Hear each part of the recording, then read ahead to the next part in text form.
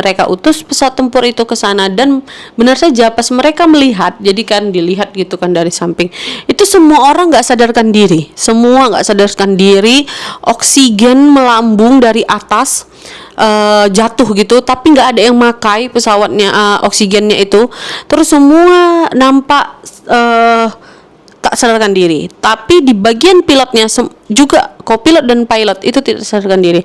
Tapi ada satu kabin kru yang sadarkan diri, namanya Andreas, dan Andreas ini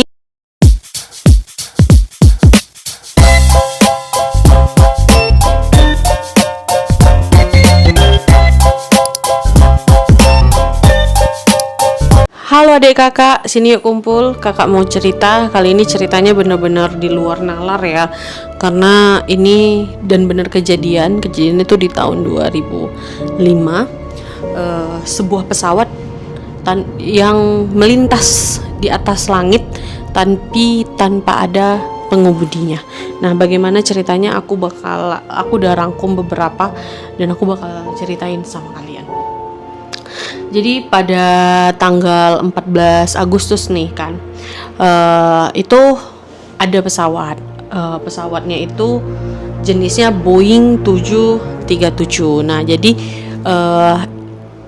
Helios Airways ini itu dia adalah jenis pesawat murahnya di Eropa gitu. Jadi kayak ada beberapa pilihan. Nah, si Helios ini adalah salah satu jenis yang lebih murah gitu harga tiketnya, dan pasti banyak juga orang yang mau beli karena jadi mereka ini kebiasaan membeli pesawatnya itu pesawat-pesawat yang bekas atau pesawat-pesawat yang memang itu udah bekas dipakai pesawat lain terus mereka beli. Nah, itu seperti itu. Nah, kebetulan mereka baru beli pesawat bekas juga, mereknya itu jenisnya itu Boeing 737, yaitu bernama Olympia. Nah, ini terus dimiliki nih sama Helios Airways. Kalau kalian aku agak-agak kepelintir, minta maaf lah ya. Nah, jadi ini dia karena maskapai low budget, dia asal Cyprus. Nah, ini kayak layaknya pada umumnya ya kan, dia selalu beli yang udah tua, terus juga udah berusia 7 tahun. Nah, ketika dibeli tuh pada hari itu memang si Heliosnya ini baru tiba nih di bandara Larnaca.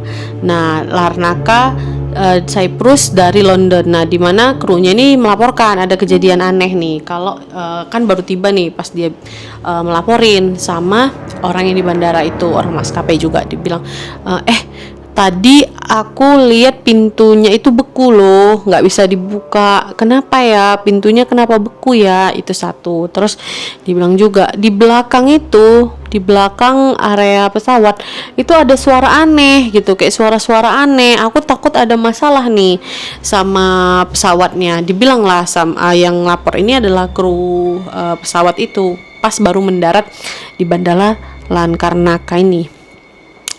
Karena tadinya ini udah ada ngerasa yang aneh gitu kan, loh kenapa ya pesawat ini kan baru dibeli juga gitu, harusnya kan udah nggak ada masalah ya kalau baru dibeli. Ya udahlah, diperiksalah sama teknisi gitu kan, pesawatnya diperiksa. Oh ini nggak ada kok, diperiksa. Oh ternyata yang bermasalah itu sistem oksigennya yang ada di pesawat gitu kan. Oh ini oksigennya sih yang lagi bermasalah, bentar ya aku periksa gini. Diperiksa sama dia. Pas lagi dia periksa pesawatnya ini itu diubah, dia yang tadinya itu otomatis auto gitu kan, auto dia ngatur oksigennya, itu jadi manual. Harusnya itu tetap diubah jadi otomatis. Oke, kita lanjut lagi. Jadi kan karena udah di pesawat itu udah diperiksa, terus si pesawat ini dijadwalkan dari Larnaca itu pada jam 9 pagi bakal maksudnya mau terbang lagi nih, tapi ke Praha gitu kan. Nah, Praha Republik Ceko, yaitu pada jam 10.45. Jadi jam 9 dia berangkat sampai sana jam 10.45. Nah, jadi pada sebuah penerbangan singkat tuh seharusnya tuh nggak cukup berat ya kan, karena di situ ada pesawat juga, ada pilotnya, terus ada pilotnya ini Hans Jürgen Martin, seorang kapten yang berpengalaman asal Jerman, juga dia udah berkarir selama 35 tahun dan dia tuh udah 17.000 jam terbang. Nah, 5.000 terbangnya itu di pesawat Boeing juga 737, dan ini juga ada kopilotnya Prampos Saralambous. Aku sambil baca ya, kalau baca nama aku takut salah gitu. Bacanya kadang salah ya kan, apalagi nggak baca. Dan itu juga berpengalaman gitu kan. Dia juga udah 7.500 jam terbang, dan dia juga pernah menerbangkan 737 juga. Nah, pada saat itu jadi kan orang mau terbang nih dari Larnaca ya, aku takut salah ya, jadi kan mereka nih mau terbang nih pesawatnya nih dari Larnaca di Cyrus mau ke Praha di Republik Ceko. Jadi mereka mau itu kan, terus kan udah diperiksa nih, ada pilotnya, udah kopilotnya juga berpengalaman gitu kan. Pas masuk mereka nggak ada masalah gitu kan. Pilotnya ini ternyata lupa ngecek bagian oksigennya gitu kan. Pilotnya nggak ngecek, ya udah main diterbangkan aja pesawatnya. Ya udahlah, kayaknya ini aman gitu. Jadi di situ ada 121 penumpang, terus ada 6 orang kabin kru gitu kan. Jadi kayaknya ini udah aman nih, yaudah yuk kita terbang aja gitu kan. Akhirnya mereka terbang ngelewatin langitnya Yunani gitu.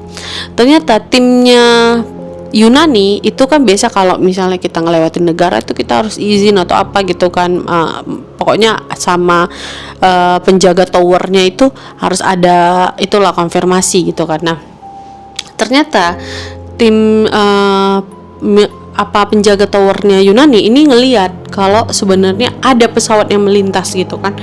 Nah, itu langsung mereka kontak pesawatnya.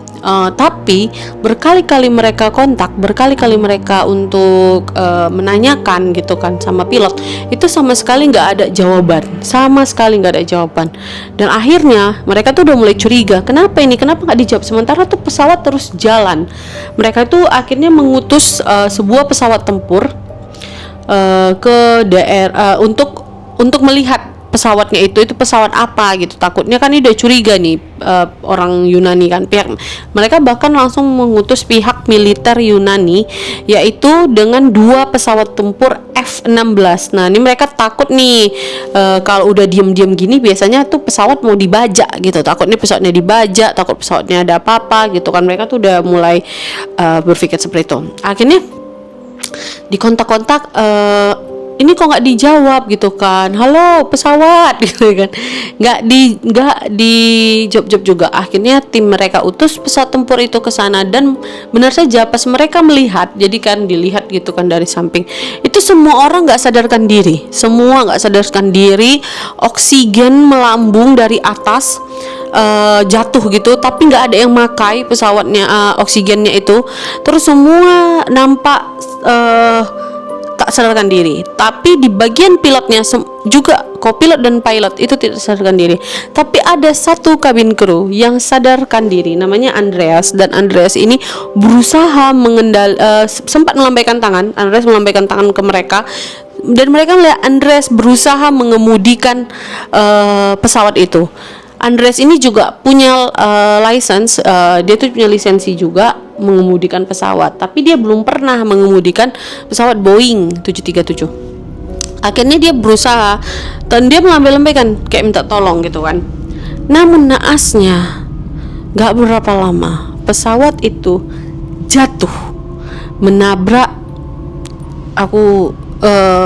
pesawat itu pun setelah itu di ketinggian 3.670, terus dikontak radio juga nggak bisa.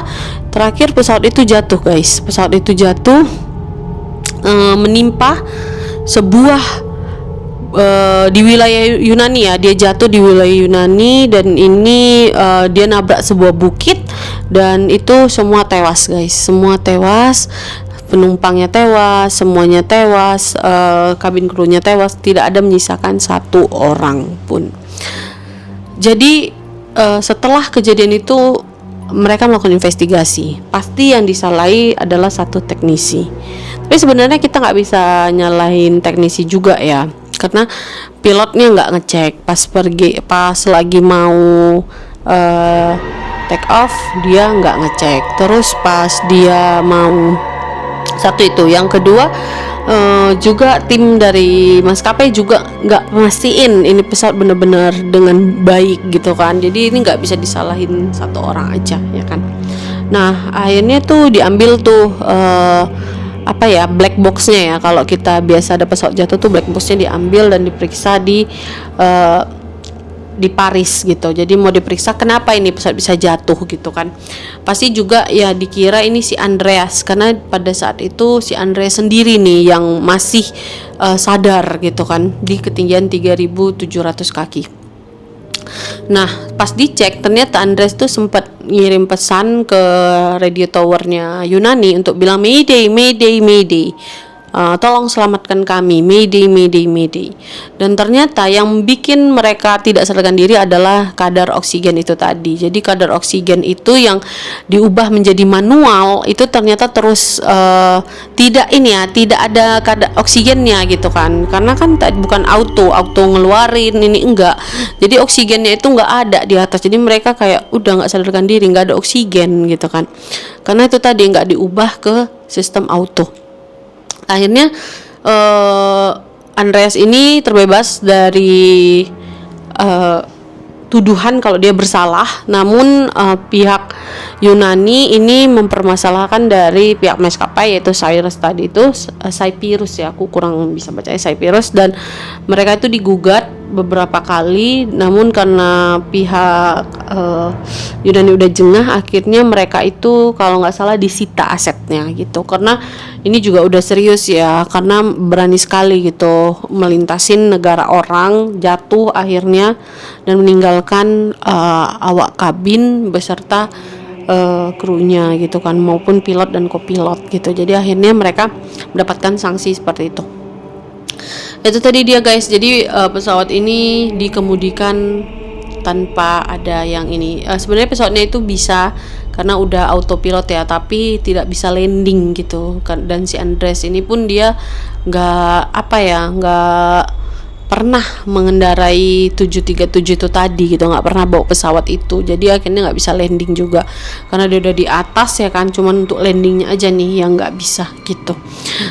Pesan moralnya sih paling kita kalau kerja bener-bener aja ya kan, kayak kita cek dulu, kita pastiin dulu, jangan mau serba alah ini udahlah, mentang-mentang kita udah berpengalaman, mentang-mentang kita sudah hafal gitu, tapi kita nggak bisa mengecek lagi gitu. Karena kadang kesalahan kecil itu ada bukan karena disengaja, melainkan hal-hal yang tidak kita lihat gitu, kayak kecil tapi bisa jadi besar. Tuh tadi kecil, cuman lupa ubah dari manual ke auto, tapi akhirnya nggak bisa landing, pesawat jatuh, nabrak bukit dan menyebabkan kematian yang besar gitu. Paling itu aja dari aku. Terima kasih yang udah klik videonya, dan mohon maaf jika ceritanya banyak ada salah kata, aku mohon maaf. Tetap dukung aku. Terima kasih, sampai jumpa di lain waktu. Bye bye.